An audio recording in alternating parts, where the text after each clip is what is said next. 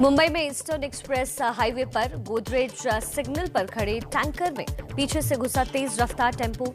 हादसे में टेम्पो सवार लड़की की मौके पर ही मौत हो गई, 2 लोग घायल।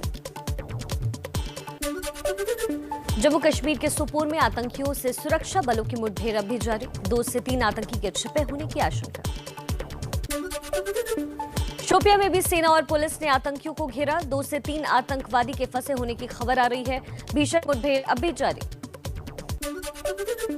तूफान यास प्रभावित ओडिशा, बंगाल और झारखंड के लिए राहत पैकेज का हुआ ऐलान, पीएम मोदी ने 1000 करोड़ के राहत पैकेज की घोषणा की। ओडिशा के लिए 500 करोड़ रुपए, पश्चिम बंगाल और झारखंड के लिए भी 500 करोड़ का राहत पैकेज। मृतकों के परिजनों को 2-2 लाख रुपए और घायलों को 50-50 हजार की आर्थिक मदद का ऐलान। पीएम मोदी ने ओडिशा और बंगाल का दौरा किया, सबसे पहले भुवनेश्वर में ओडिशा के सीएम नवीन पटनायक के साथ समीक्षा बैठक की और तूफान प्रभावित इलाकों का जायजा लिया। ओडिशा के बाद प्रधानमंत्री मोदी ने बंगाल में तूफान प्रभावित इलाकों का हवाई सर्वेक्षण किया, उसके बाद पीएम मोदी ने समीक्षा बैठक भी की। सीएम ममता बनर्जी ने बंगाल में यास तूफान प्रभावित हिंगलगंज, सागर द्वीप और दीघा का हवाई सर्वे किया, तूफान से हुए नुकसान का जायजा लिया। तूफान राहत पर समीक्षा बैठक में पीएम मोदी को 30 मिनट का इंतजार कराने के बाद पहुंचे बंगाल की सीएम ममता बनर्जी। सूत्रों के मुताबिक पीएम की समीक्षा बैठक में किसी अधिकारी ने प्रेजेंटेशन भी नहीं दिया।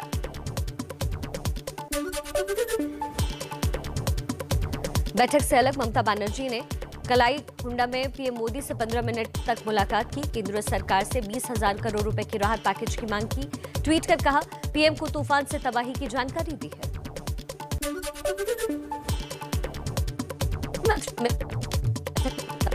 शामिल नहीं होने को बताया। दुर्भाग्य दुख की बात है कि दीदी ने अपना अहंकार जन कल्याण से ऊपर रखा। रक्षा मंत्री राजनाथ सिंह का भी ममता बनर्जी पर निशाना, ट्विटर पर लिखा, प्रधानमंत्री के साथ इस तरह का व्यवहार पीड़ादायक। पीएम और सीएम व्यक्ति नहीं, संस्था है।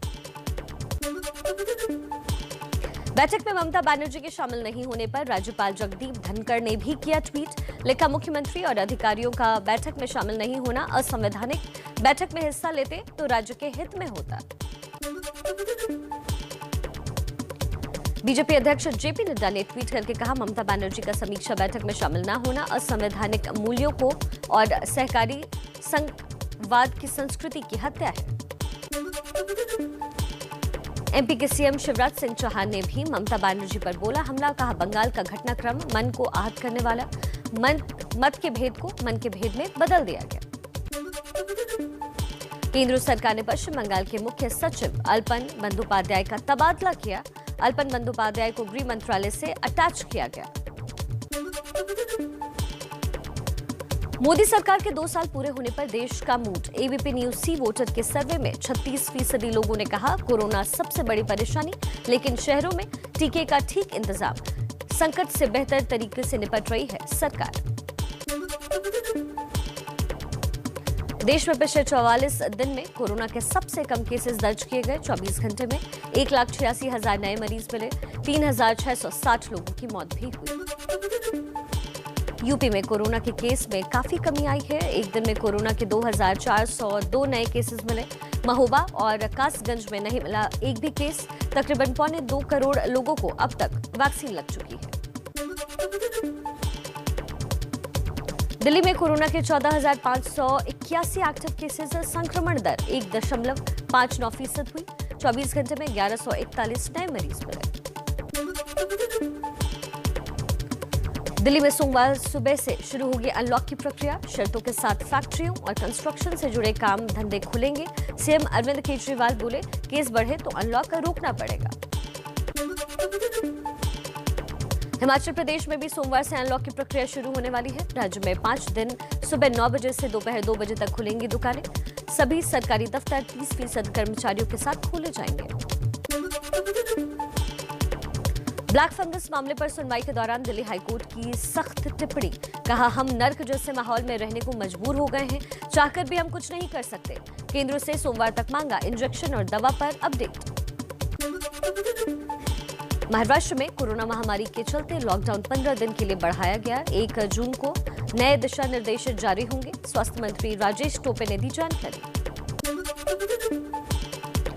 तमिलनाडु में 7 जून तक बढ़ाया गया लॉकडाउन। लॉकडाउन के दौरान सुबह 7 बजे से शाम 6 बजे तक जरूरी सामानों की डिलीवरी हो सकेगी।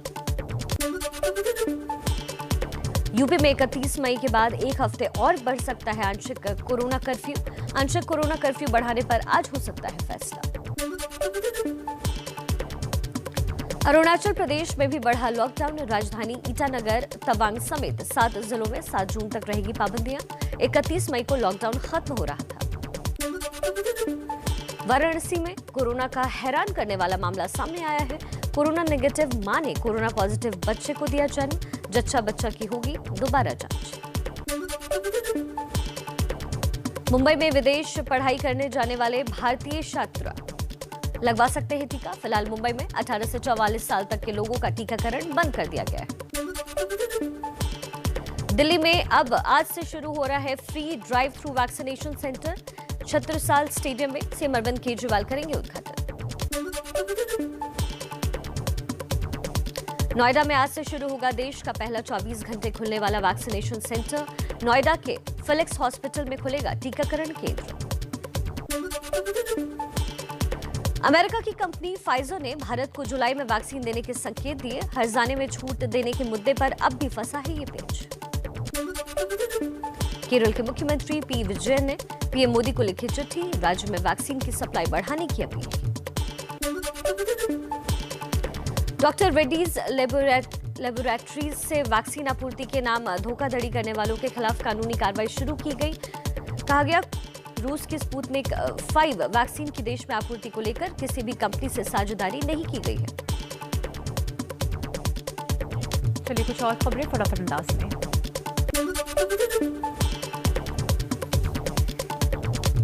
वैक्सीन की रफ्तार पर वार पलटवार। राहुल गांधी बोले, अभी तक देश में सिर्फ 3% लोगों को लगा है टीका। ऐसी ही रफ्तार रही तो मई 2024 तक लगेगी सबको वैक्सीन।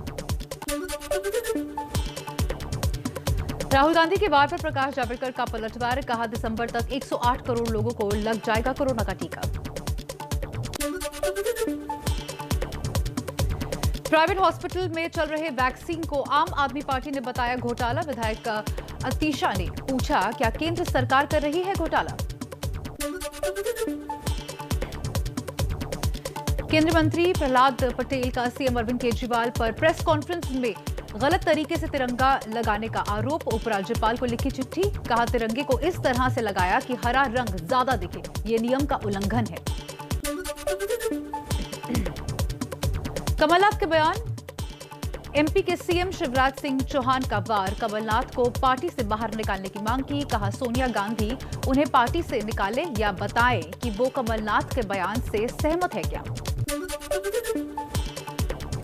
मध्य प्रदेश की राजनीति में कमलनाथ के विवादित बयान पर बवाल। बीजेपी आज बयान के विरोध में प्रदर्शन करेगी। कमलनाथ ने कहा था, भारत दुनिया में महान नहीं बल्कि बदनाम है। अमेरिका दौरे में विदेश मंत्री एस जयशंकर की अमेरिकी विदेश मंत्री एंटनी ब्लिंकन से हुई मुलाकात। कई मुद्दों पर चर्चा के साथ वैक्सीन साझेदारी मजबूत करने पर बनी सहमति। अमेरिकी विदेश मंत्री एंटनी ब्लिंकन बोले, भारत हमारा एक महत्वपूर्ण साझेदार। कोरोना संकट की शुरुआत में हमारे साथ खड़ा रहा। अब हम हर तरह से भारत के साथ खड़े रहेंगे। अमेरिकी रक्षा मंत्री लॉयड ऑस्टिन से भी मिले विदेश मंत्री एस जयशंकर। कोरोना के खिलाफ लड़ाई में अमेरिकी मदद और सैन्य संसाधनों की सहायता के लिए शुक्रिया जताया। यूरोप में भी 12 से 15 साल के बच्चों को लगेगी कोरोना की वैक्सीन। यूरोपियन मेडिसिन एजेंसी यानी कि EMA ने फाइजर को मंजूरी दी। ब्रिटेन में जॉनसन एंड जॉनसन की सिंगल डोज वाली कोरोना वैक्सीन को मंजूरी मिली है। 67% असरदार पाई गई है। ब्रिटेन में अब कुल 4 वैक्सीन। फ्रांस के नांटेज में इस्लामिक कट्टरपंथी शख्स ने महिला पुलिस अफसर को थाने में घुसकर चाकू मारा, फिर 2 और पुलिस वालों को गोली मारकर घायल किया। जवाबी कार्रवाई में मारा गया हमलावर। नेपाल में कार्यवाहक पीएम केपी शर्मा ओली ने चला मिली जुली सरकार बनाने का दावा, कहा सभी दल मिलकर बनाए सरकार और कराए चुनाव। 22 मई को राष्ट्रपति ने संसद को भंग कर दिया था। नेपाल की संसद के निचले सदन को भंग करने के खिलाफ 30 रिट याचिकाओं पर सुप्रीम कोर्ट की संविधान पीठ ने सुनवाई शुरू की। अगली सुनवाई के लिए रविवार की तारीख तय की गई है।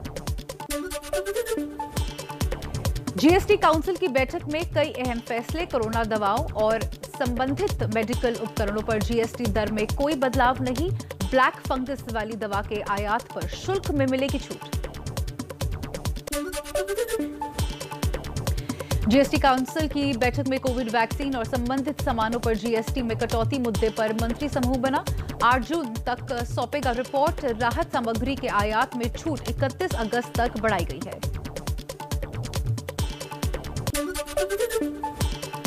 जीएसटी काउंसिल की बैठक पर दिल्ली के डिप्टी सीएम मनीष सिसोदिया बोले, कई बीजेपी शासित राज्यों ने कोविड आपूर्ति पर टैक्स राहत प्रस्ताव का विरोध किया। वैक्सीन समेत कई चीजों को टैक्स फ्री करने का रखा था प्रस्ताव।